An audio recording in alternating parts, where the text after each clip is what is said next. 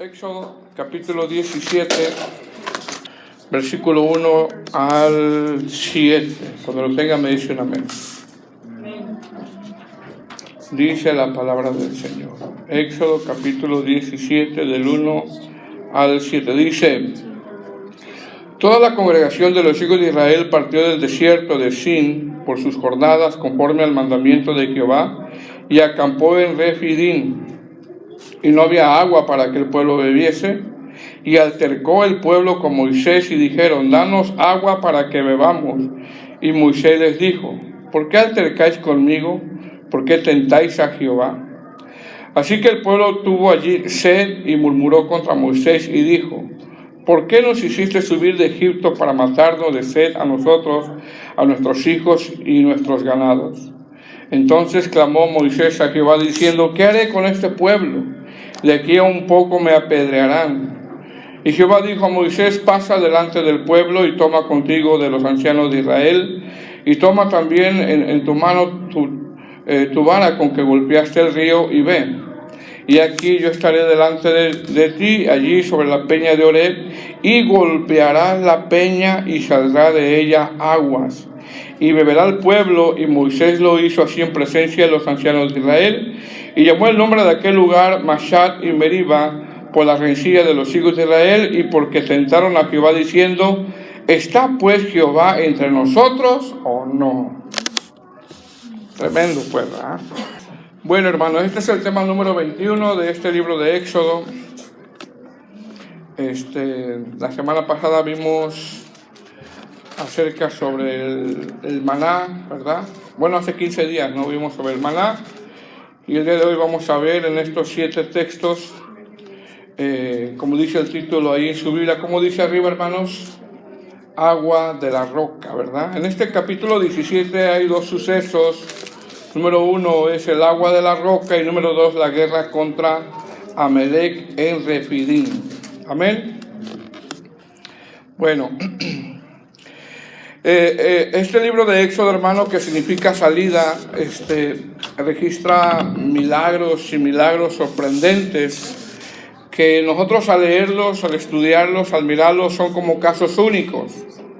Son como casos únicos que este pueblo vivió, experimentó literalmente. Este libro dentro de la teología lo ven como una hermosa historia de redención, así lo ven. Donde Dios, hermano, usando su misericordia, usando su gracia, su poder, su paciencia, su provisión, vemos a un Dios como un padre que cuida de sus hijos. Vemos a Dios cuidando a su pueblo, aún en medio, hermano, de un desierto, donde este pueblo tendría que aprender algo que día a día, hermano, nosotros tenemos que aprender todavía, y es precisamente confiar plenamente en Dios en tiempos difíciles. Porque es algo que todavía, no sé si como cristianos, nos ha costado todavía aprender a confiar en Dios, no en tiempos de bonanza, sino en tiempos duros, en tiempos difíciles. Los desiertos, hermanos, en esas zonas del oriente, pues son bastante calurosos en el día. Es muy difícil andar en un desierto. En el Medio Oriente, en contraste en la noche es muy frío, es bastante frío. Sin embargo, Dios en su fidelidad, hermanos, los guía por la noche mediante una columna de fuego, que aparte de guiarlos en la noche, esa columna de fuego, por el frío, a ellos les sirve como una calefacción.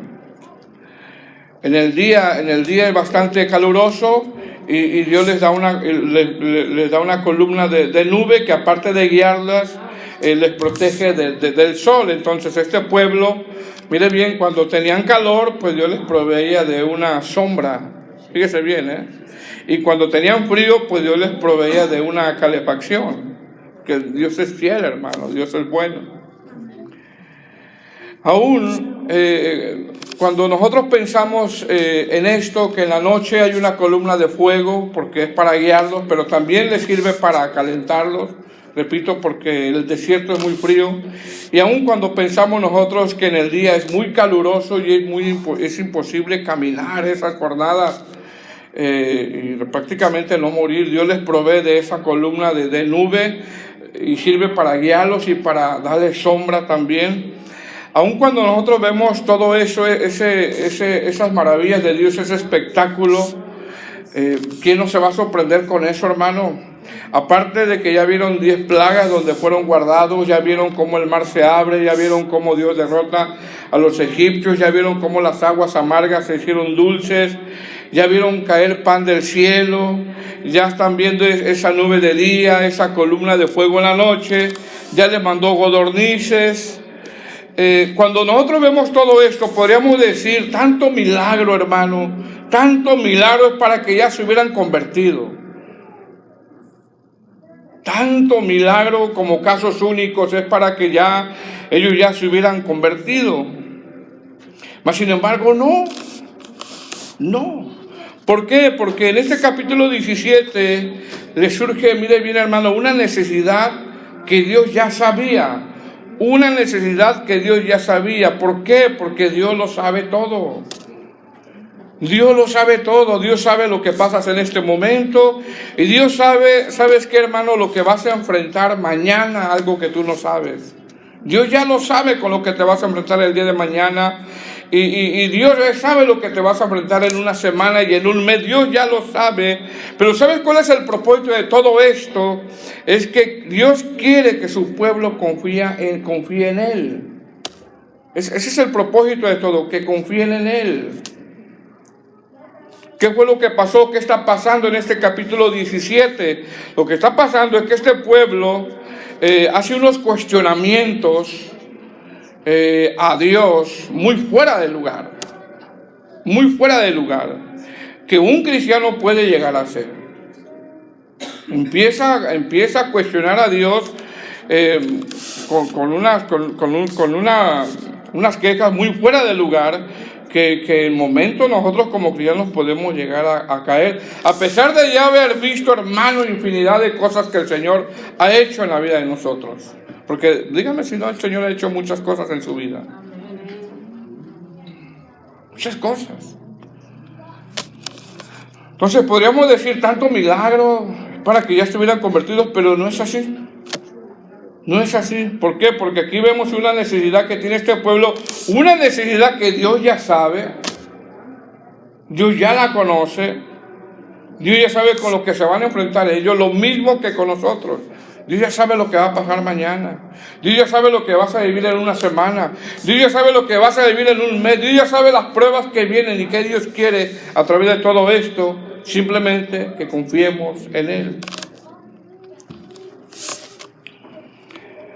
Ellos hacen un cuestionamiento, hermano, muy fuera de lugar. ¿Cuál es? La última pregunta que hacen, ¿está pues Jehová entre nosotros? Bueno, ¿no se han dado cuenta que sí? Ahora, esa pregunta, que es están cuestionando a Dios cuando dicen, ¿está pues Jehová entre nosotros? En otras traducciones lo traducen, ¿está Dios conmigo o ya me dejó? Y yo no sé cuántos de nosotros hemos llegado a decir eso. Ya me dejó el Señor. Pero qué cuestionamiento de nosotros. Falta de fe. Falta de confianza en Dios. Ya me dejó el Señor a mí. Porque nosotros podríamos decir, ay, pero qué pueblo tan infiel. Bueno, nosotros no estamos muy lejos de ellos. Porque otras traducciones así lo traducen. Hermano, todo lo que vive este pueblo es un reflejo vivo de nosotros a veces. Todo lo que vive este pueblo es un reflejo vivo de cómo usted, hermano, vamos a reaccionar ante la prueba, y las pruebas se hacen a veces largas, toman tiempo, que Dios permite en la vida de nosotros. Porque algo que me llama la atención, hermano, que después de casi 38 años, fíjese bien, después de casi 38 años, el libro de Números relata, es un cálculo cuando digo 38 años, el libro de Números relata a este pueblo que se encuentran con la misma prueba, no es el mismo relato, pero es la misma prueba, pero es la misma actitud del pueblo después de muchos años. Es decir, en el libro de Números ya han pasado muchos años y ¿sabe qué, hermano? El pueblo sigue igual. El pueblo sigue igual. ¿Dónde lo vemos? En Números 20, lo vamos a ver al final casi. Porque aquí vemos que el Señor le ordena a Moisés que golpee la piedra, la roca. ¿Cierto? Lo leímos. En Números le dice que le hable. ¿Pero qué hace Moisés? La golpea 2 veces. Ahorita vamos a ver, son dos sucesos diferentes. Es la misma prueba, pero 2 sucesos diferentes. ¿Y será, hermano, que a veces tropezamos con la misma piedra 2 veces? Que después de tantos años, como dice el coro, sigue siendo el mismo. Ha pasado el tiempo y sigue siendo el mismo.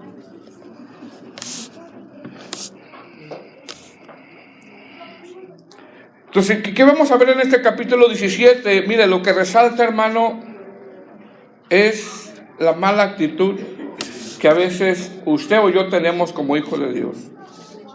La verdad, la mala actitud que a veces como hijos de Dios tenemos cuando nos enfrentamos a pruebas que Dios permite. Porque al último todos estamos luchando, hermano. Y mire cómo comienza. Éxodo 17:1. Bien. Dice, toda la congregación de los hijos de Israel partió del desierto de Sin por sus jornadas, conforme al mandamiento de Jehová, y acamparon en Refidim, y no había agua para que el pueblo bebiese. Ahora, este pueblo, hermano, parte del desierto de Sin, donde vieron cómo Dios hasta ese momento había estado con ellos, mandándoles el maná. Es el capítulo 16. Dice, toda la congregación de los hijos de Israel partió del desierto de Sin por sus jornadas. Fíjese, dice por sus jornadas. Y cuando la palabra dice por sus jornadas, habla de que Dios les decía, caminen, y ellos caminaban, deténgase, y ellos se detenían. Así era. Otra traducción dice, y se detenían en cada lugar que Dios les ordenaba hasta llegar a un lugar llamado Refidim.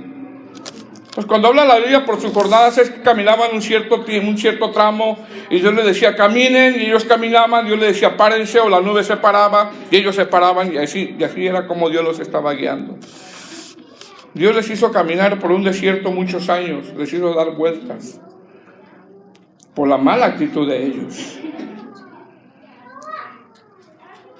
Ahora, el texto narra que el pueblo llega a Refidim, y Refidim, aunque es un lugar también desértico, fíjese bien, se van a enfrentar contra Amalek en una guerra. Ya eso lo vamos a ver en el próximo tema, que es del versículo 8 hasta el versículo 16, que ese es otro tema. Entonces llegan a Refidim y se van a enfrentar contra Amalek, y le dice el Señor, ahí quédense, párense.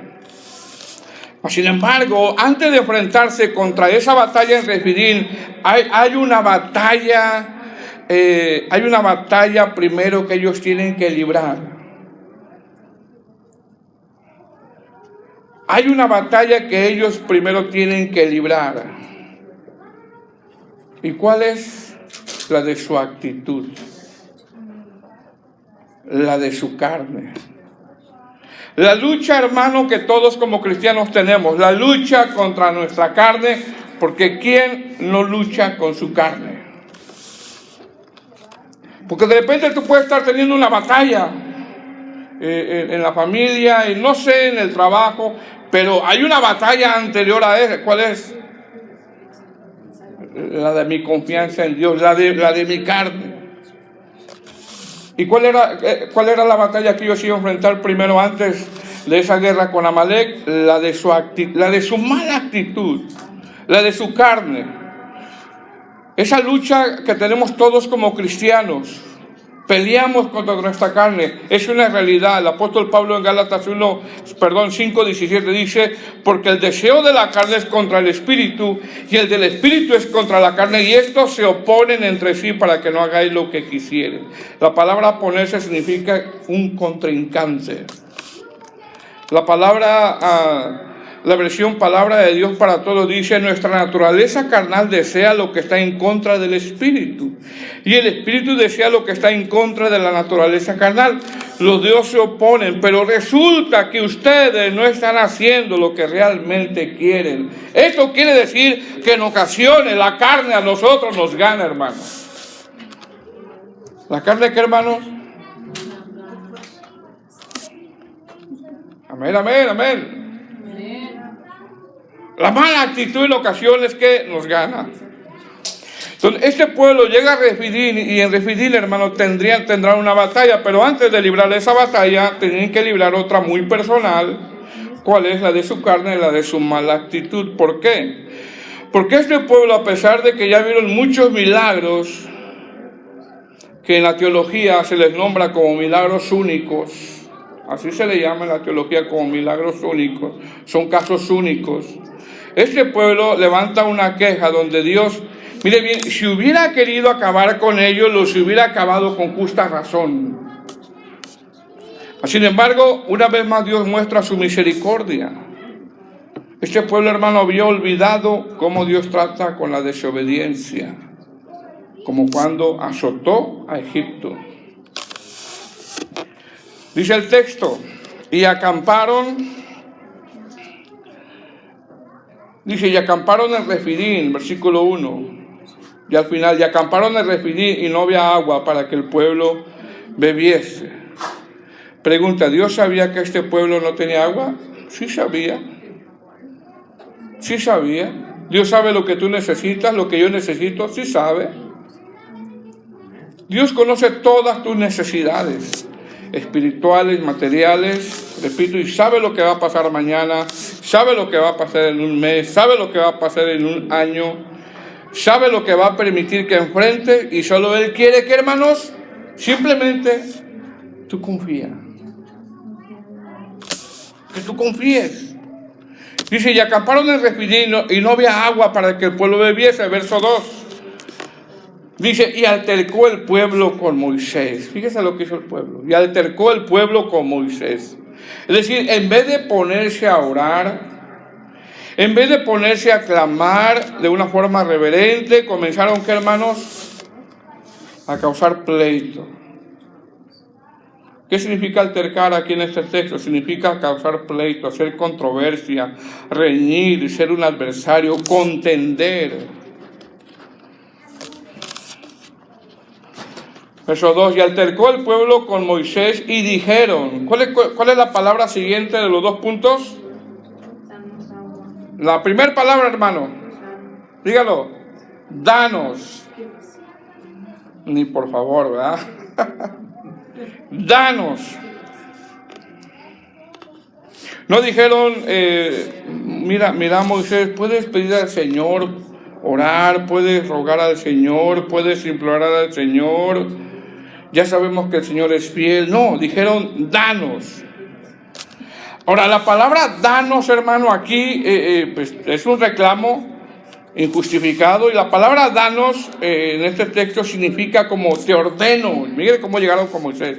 Danos, te ordeno. Es como córrele, apúrale, date prisa, no puedo esperar más. Danos agua para que bebamos. Imagínese, hermano, que vayamos a la casa de algún hermano, a ver de quién, digamos. Que vayamos a la casa de algún hermano y que yo le diga al hermano: hermano, sírveme ya sírveme ya, sírveme. Imagínese, qué insolencia, ¿verdad? Ya, sírveme ya, tengo hambre, apúrate, no seas tan lenta. El hambre nos transforma, ¿verdad? El hambre causa mal humor. ¿Qué le dijeron? Ni por favor, ni Moisés, ponte a orar. No, danos. ¿Estamos ahí? Dice: danos agua para beber. Y Moisés le dijo, mire, por la respuesta de Moisés, ellos llegaron como ordenándole, ¿verdad?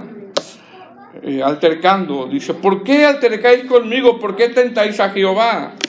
Esta, hermano, es una respuesta mansa. A diferencia de la respuesta de Números, que ya Moisés estaba enojado, en Números capítulo 20. Repito, que es la misma prueba, pero en otro tiempo. Moisés aquí, en este suceso, responde con mansedumbre. Y hermano, qué difícil a veces es responder con mansedumbre, ¿verdad? Que llegue alguien y que ya, dámelo, danos, sea esto, y tú, ok, mi amor, ok, mira, ok. Qué difícil a veces, hermano, es responder con mansedumbre, que alguien esté altercando contigo y la otra persona, hermano, te responda con mansedumbre. ¿Qué le dice a Moisés al pueblo? ¿Por qué tentáis a Jehová? ¿Por qué? ¿Por qué? Es como si dijera, al desconfiar de su poder, ponen a prueba su paciencia y así están provocando una cosa, nada más, su ira. Están provocando su ira. Verso 3.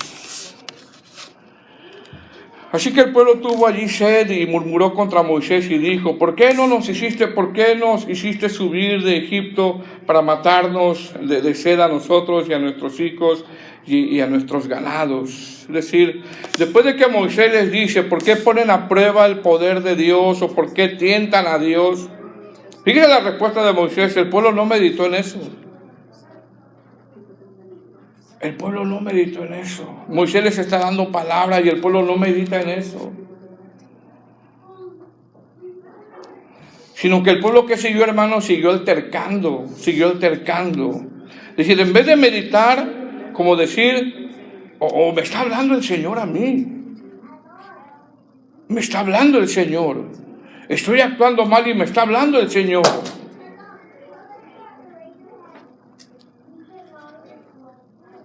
¿No les ha pasado eso, hermanos? No, el Señor a mí me está hablando. En vez de que el pueblo meditara, el Señor me está hablando, tengo una mala actitud. No, el pueblo siguió, ¿qué, hermano? Altercado. El pueblo siguió murmurando, como decir, ¿por qué nos hiciste salir de Egipto? O comenzó a decir, ¿por qué nos hiciste subir de Egipto para matarnos de sed a nosotros y a nuestros hijos y a nuestros ganados? Como decir, este pueblo, ya quiero agua.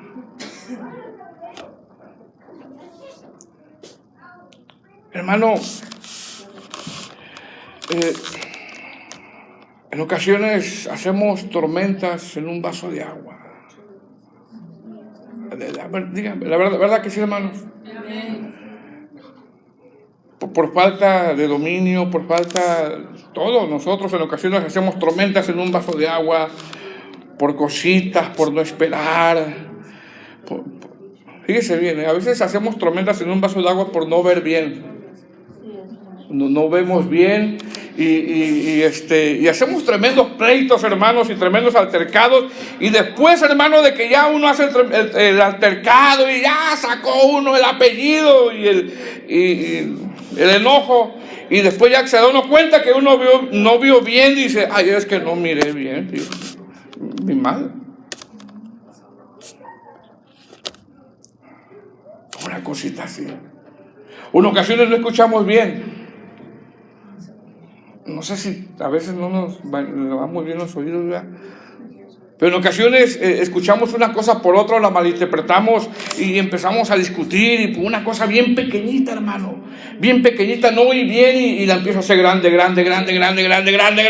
y un tremendo discusión ahí, un pleito, hermano, y después de que todo se aclara, es que no escuché bien.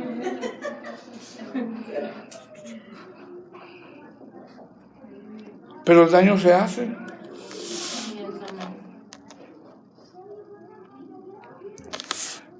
Por no ver bien, por no escuchar bien, el cristiano a veces hace pleitos por cosas bien pequeñas. Pleitos tremendos por cosas bien pequeñitas, hermano. Y Cantares 2:15 dice que las obras pequeñas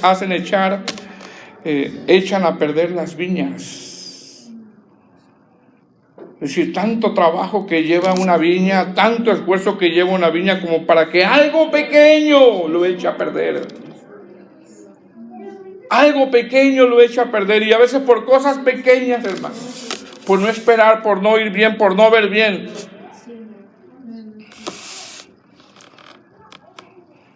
¿Cuánto dice el amén?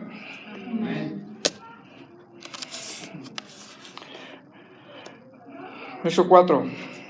Vamos ahí. Entonces clamó Moisés a Jehová, diciendo: ¿qué haré con este pueblo? ¿Qué más dice abajo, hermano? De aquí a un poco me apedrearán. Es decir, ¿qué estaba haciendo Moisés en esta situación difícil para él? Mire, dos cosas nos enseñan aquí, hermano. Número uno, ¿qué hizo Moisés? Clamó, no se puso a pelear con ellos, clamó. Y número dos, pidió, ¿qué, hermanos? Dirección. Clamó y pidió dirección.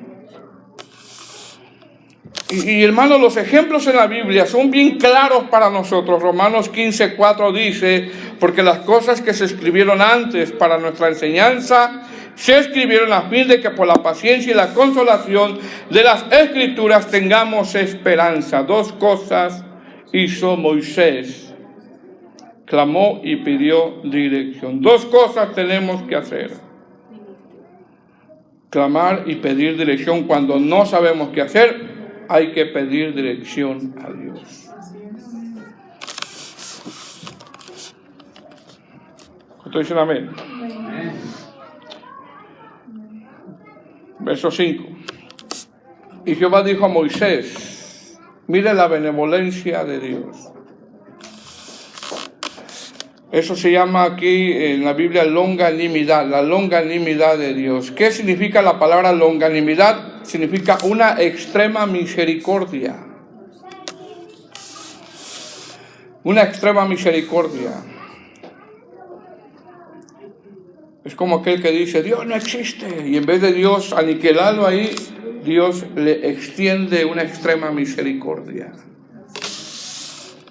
Mira lo que hace el Señor ahí en el verso 5. Y Jehová dijo a Moisés: pasa delante del pueblo y toma contigo los ancianos de Israel, y toma también en tu mano tu vara con que golpeaste el río. Hablando del río Nilo, dice: y ve. Verso 6. He aquí yo estaré delante de ti ahí sobre la peña en Horeb. Fíjese, sobre la peña en Horeb. Y golpearás la peña, y saldrán de ella aguas, y beberá el pueblo. Y Moisés lo hizo así en presencia de los ancianos de Israel. Fíjese bien. ¿Qué vemos aquí? Vemos cómo Dios en su longanimidad les da provisión a pesar de las quejas del pueblo.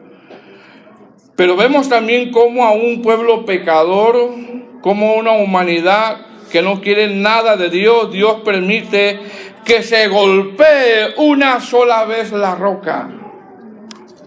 Porque aquí entramos en una tipología nosotros. ¿Por qué? Porque para que podamos ser redimidos de la ira, una sola vez tuvo que derramar su sangre el Cordero Pascual. Una sola vez. Ahora fíjese bien, este suceso de golpear la peña es una tipología de Cristo. ¿Por qué? Porque a Cristo solo una vez lo tenían que crucificar, y a través de ese sacrificio nuestra sed es saciada. ¿Qué le dice el Señor? Allí sobre la peña, que es roca de Horeb, y golpearás y saldrán de ella agua. ¿Qué le dice? Golpearás. ¿Cuántas veces, hermano? Una sola vez. La palabra golpear quiere decir angustiar. Isaías 53:7. Angustiado él. La palabra golpear significa afligir. Isaías 53:7 dice: y afligido. La palabra golpear significa azotar, quebranto. Isaías 53:3 dice: experimentado en quebranto. La palabra golpear significa herir. Isaías 53:5 dice: mas él herido fue por nuestras transgresiones. La palabra golpear significa dar muerte o matadero. Isaías 53:7 dice: como cordero fue llevado al matadero. Dice: aquí yo estaré delante de ti. allí sobre la peña en Horeb, y golpearás la peña y saldrán de ellas aguas y beberá el pueblo, un pueblo pecador, y va a ser saciado. De la misma manera, el sacrificio de Cristo, que es una sola vez, por medio de Él somos nosotros, que hermanos, saciados. ¿Qué haríamos nosotros, hermanos, sin esta salvación? Perdidos. Hermanos, si de repente nos enfriamos y tenemos esa necesidad de estar con los hermanos alabando al Señor, porque nos sentimos que nos estamos secando. Como dice el salmista, así como el siervo clama. Todo lo que pasó el Señor, hermano, para saciar nuestra sed.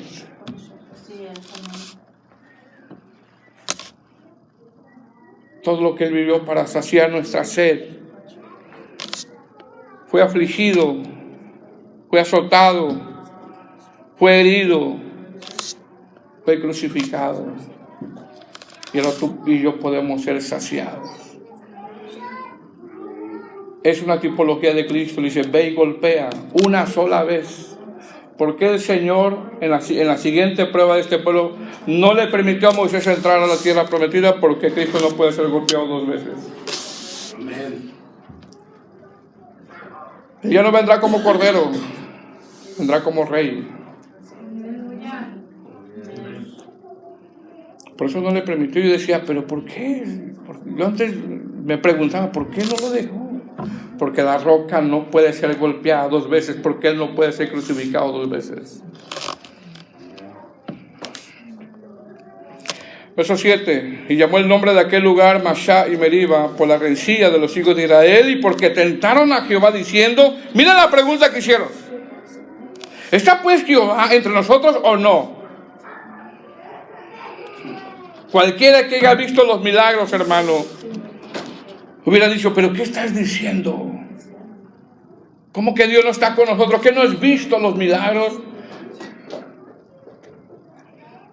Hermanos, ¿no se habían saciado apenas hace como unas 3 semanas, 4 semanas de codornices? ¿No se habían saciado hace algunas semanas, unos meses de esas aguas dulces, de ese maná? Bueno, el maná ya no dejó de caer, el maná cayó por 40 años, hermano. Pero mire la pregunta insolente que hace, ¿está pues Jehová entre nosotros o no? Y otras versiones lo dicen, ¿Dios ya me dejó? ¿O está Dios conmigo? Una pregunta insolente que a veces nosotros como cristianos de repente en medio de la prueba le hacemos a Dios. No, es que ya yo siento que el Señor ya me dejó. Y se nos olvida que no es por el sentido.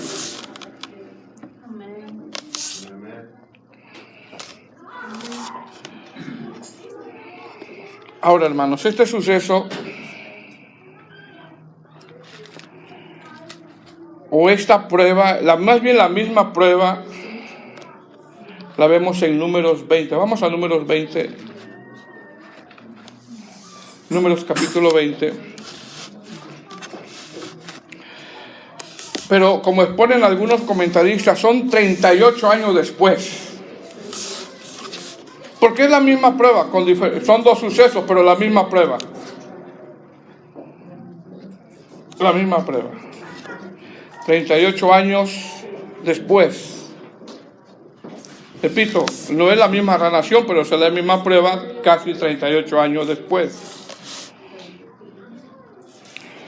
Y cuando leía esto, hermano, entendía que después de muchos años el pueblo seguía con la misma actitud. Aunque ahora en este libro de Números, al parecer son los hijos ahora, porque muchos del pueblo ya habían muerto. Dice capítulo 20, versículo 21. Llegaron los hijos de Israel, Números capítulo 20. ¿Estamos ahí? Amén. Números capítulo 20, versículo 1. ¿Estamos ahí, hermanos? Amén. Dice, llegaron los hijos de Israel, toda la congregación, al desierto de Sin, al mismo lugar En el mes primero y acampó el pueblo en Cades, y ahí murió, ¿quién, hermano? María. Y ahí pues sepultada. Si nosotros seguimos estudiando, podemos ver que ya pasaron muchos años, pero volvieron a llegar ahí.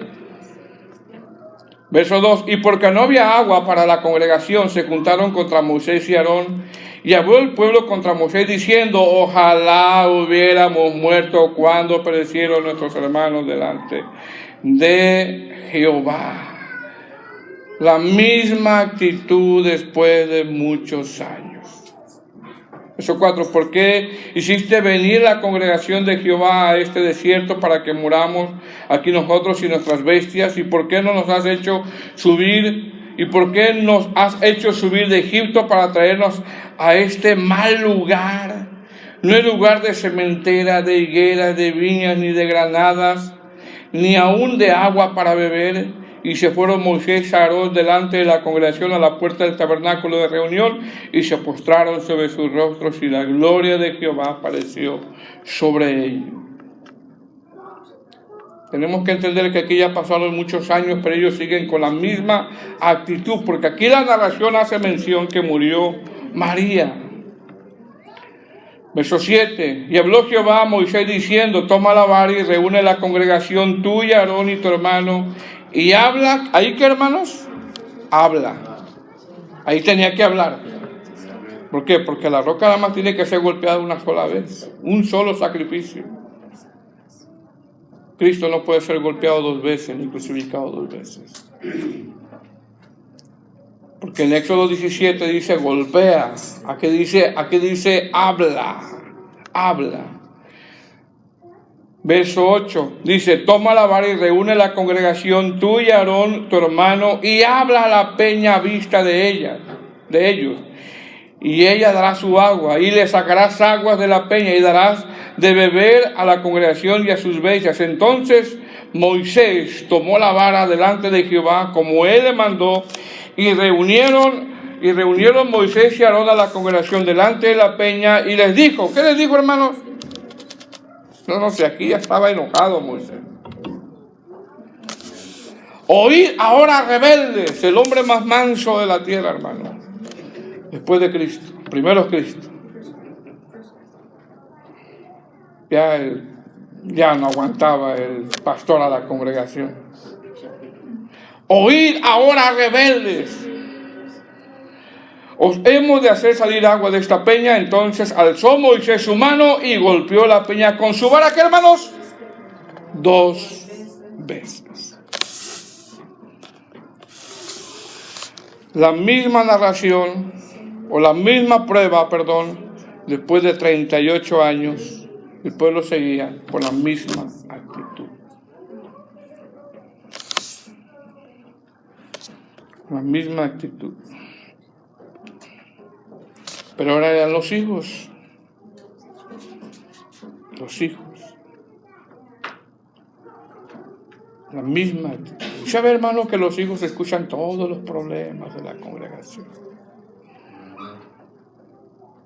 Todos los problemas de la congregación. Y es que el hermano, y es que el pastor, y es que el músico, y es que están escuchando los hijos, todos los problemas de la congregación.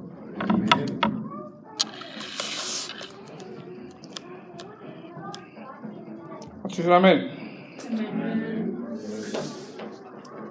Verso 11, y entonces alzó Moisés su mano y golpeó la peña con su vara 2 veces, y salieron muchas aguas y bebió la congregación y sus bestias. Verso 12, y Jehová dijo a Moisés y a Aarón, por cuanto no creíste en mí para santificarme delante de los hijos de Israel, por tanto no meteréis esta congregación en la tierra que les he dado. Estas son las aguas de las rencillas por las cuales contendieron los hijos de Israel con Jehová, y él se santificó en ellos. ¿Cuál fue la falta de Moisés, hermano? Pegarle a la roca 2 veces. Repito, a Cristo no se le pudo golpear 2 veces. No se le puede crucificar 2 veces.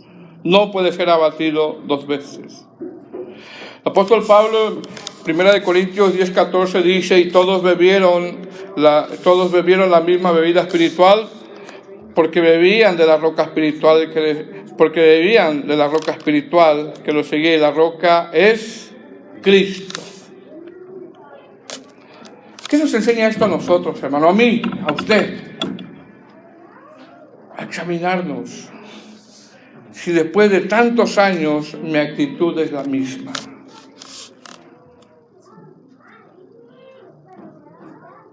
Puede ser que tenga más conocimiento, pero quizá la actitud puede ser peor. Porque somos llamados a crecer.